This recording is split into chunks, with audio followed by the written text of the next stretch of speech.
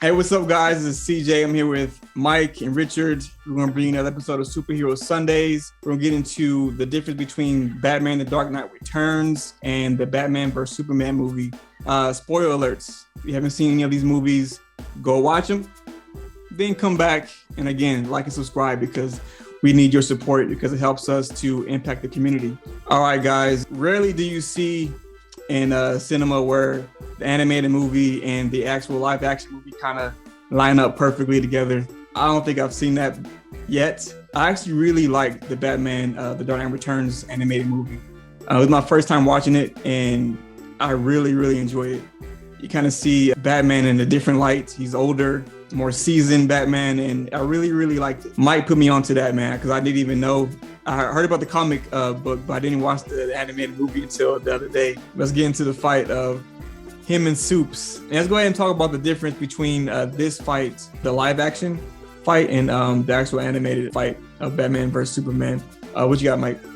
Well, before we start, I just want to clarify that in both these fights, yes, you can say that Batman won, but if Superman wanted to, that fight would have been over at the beginning.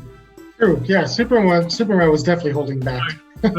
Well, in both scenes, you know, in the Batman v Superman, when he shows up because he wants help with his mother, he wants to talk to Batman.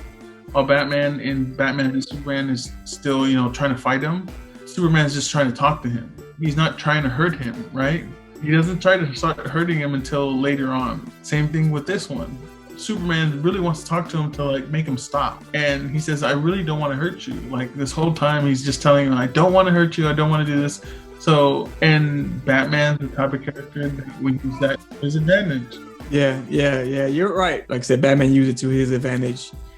He had his crazy plan. He went out and got, was that Green Arrow that he used for his plan. Let me go with Richard, man. So what's your thoughts on this Batman Superman fight? It was definitely, Mike hit it on the head, where it was a decent fight, but Superman was really holding back and Batman was really giving it his all, He really was. I mean, from wearing a super armored, suit to help him out with strength and, some differences. Batman needed help from someone else, right? Yeah, I think that's probably one of the biggest differences is that Batman actually had help in the animated movie. But in the live action movie, he didn't have any help. It was just pretty much him by himself going out there and taking on Supes. So yeah, in the animated version, he had help from Robin. She helped. And then, of course, he had help from Green Arrow. Some of the things that were the same. He did have an armor suit, like Richard mentioned. And of course, Kryptonite. He had to use Kryptonite to bring down Superman. Well, before I continue, Mike, what are some things that you noticed that were different or maybe the same or something that you liked or didn't like? And like the live action, like you said, you pointed out that he doesn't really have any help. I guess you could say Alfred helped him, but not really. But other than that, it wasn't like end all means, kind of like how Batman was trying to fake his death in the live action one. It is more of Batman actually had going in the intent to kill. Mm-hmm. In the live action version? The live action version. He had the intent to do it because he had the thought process that this is the only way to save Gotham, to save humanity, to get rid of this alien, right? And then in the animated movie, he wasn't trying to kill him. He was trying to embarrass him. Yeah, that's good. Yeah. He wanted to embarrass him. He wanted to show him that he isn't this godlike character. It's a cool parallel if you really think about it to I'll throw it back even to Iron Man 2, Whiplash, who's played by Mickey Rourke. What does he tell Tony Stark? If you make God bleed, people will cease to believe in him, right? And then you fast forward to when Tony Stark fought Thanos and made him bleed, and Thanos said, all that for a drop of blood. Exact same reason. You make God bleed, people cease to believe. That's good. I didn't think about that though with the Thanos and Iron Man. You think Iron Man was like, he did that in a way to show bleed. And if you think about it, if you're God, you don't bleed. if you can't die, you don't bleed. And I want to tie this all over again. In Batman v Superman, one of the big lines is, "Do you bleed?" Wow, man. Yeah. I'm having another line from another movie. I'm sorry. What you got? I'm thinking of Ben Stiller in Dodgeball. It's like, you made me bleed my own blood. Nobody makes me bleed my own blood. Nobody. It just comes to me. I'm sorry. But yeah, you're right. That's true, Mike. That's true. It's true. I always speak the truth, right? You always dropping them bombs, bro. That's right. It's the same concept. It's making a godlike person, or people that think that he's godlike. Or Tony Stark thought he was godlike because of his ego, but Whiplash humbled him. Thanos, everybody thought he was unbeatable. What he did to the Hulk, what he did to all these other people, but then Tony Stark made him bleed, and he said all that for a drop of blood. Well, guess what? That means your ability to die, to be defeated. And people. And who defeated him? Yeah. Iron Man defeated him. And then the same thing with the live action of Superman versus Batman, or Batman versus Superman, is that he asks him, "Do you bleed?" And then when he flies away, he goes, "You will," right? Yeah. Because he had that intent to murder him. He wanted to murder Superman. But in the live action, he wanted the same thing, where he wanted to show him what it really means to be a human, to have that mortality. And he gives that specific line that I said that should have been in the live action movie. He tells Superman that, he didn't have to take it easy on him. He could have used, a different mix. He could have used a more potent mix. He said he wants him to know, in his deepest, most private moments, there was one man that defeated him. Right? Yeah. And he could have said that very powerful line, just like he should have said that line when he had the spear and he cut Superman, because, he said, "Do you bleed?" and he cut him. He could have said that line there, but instead they went with Martha. I know you hate that. But you know what? I used to hate that part too, but now that I've seen the animated movie and versus the live action movie, I see what Zack was doing there. And hear me out. It's because, like you said, Batman in the live action, he went into that fight where he was going to kill Superman. He was going to truly just put an end to Superman.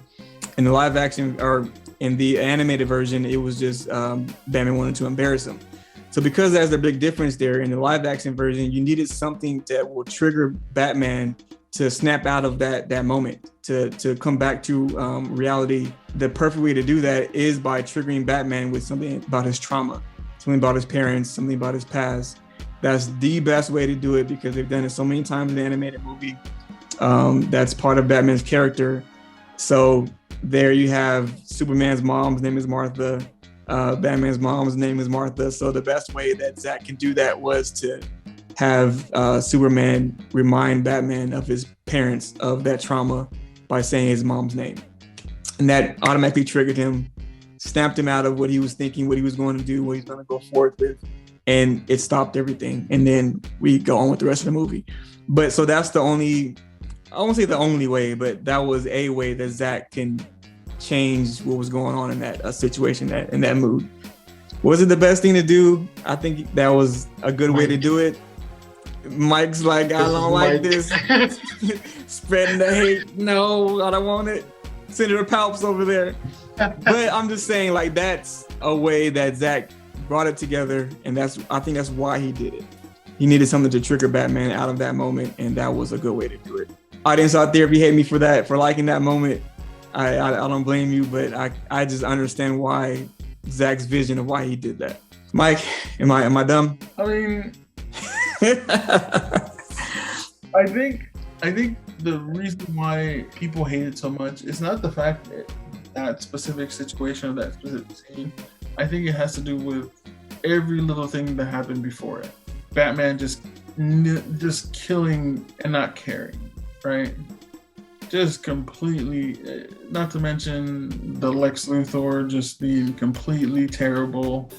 If he didn't mess up everything before that, and just had that specific thing where he can actually explain it like the way you did, people would be more lenient for it or more accepting of that situation, because that's very smart to think of. Like, okay, Batman was legit gonna murder Superman. What is the only way to snap him out of a trauma, snap him out of that situation? Some deep-rooted trauma. So I understand what you're saying, but I think it's also because of all the little things that happened before this scene, and then people finally getting what they want. Yeah, and it just ruined the moment. It ruined the hype, basically, or the climax of the movie, which is basically there. Yeah, and so I guess after watching both of these, I kind of found an appreciation for Batman vs Superman. Richard mentioned that the extended version is 3 hours long. I'm actually going to go watch that and see the full version again, so I can kind of, like I said, get another appreciation of Batman vs Superman and what Zack Snyder did with that movie. Yeah, man. So audience out there, what do you guys think about the animated movie, The Dark Knight Returns versus Batman vs Superman? Let us know in the comment section which one you think is better, or the overall thoughts on both of those movies. Again, on the show, we recognize real life heroes. And for this episode, we're going to be honoring Lorena. Lorena has been in LVN for 10 years. She works for Kaiser, but she has also worked for hospice and also a nonprofit facility where she was a manager and a case manager for breast and cervical cancer patients. She was inspired to go into the medical field to help people like her mother who would not understand their doctor when they went to go visit. She also wanted to make an impact and a difference in people's lives. As for future plans, she actually plans on proceeding with her nursing career, but not sure exactly when. We will be sending her a gift card, a comic hero badge for her badge at work, and a drawstring bag. So Lorena, thank you for what you have done for the community, for helping people's lives, and for inspiring people. You are a hero. Thank you for what you do. We appreciate you. And yes, that's going to end another episode of Superhero Sundays. Make sure you tune in next week where we get into some more random, crazy topics. And yes, thank you for watching. Peace out.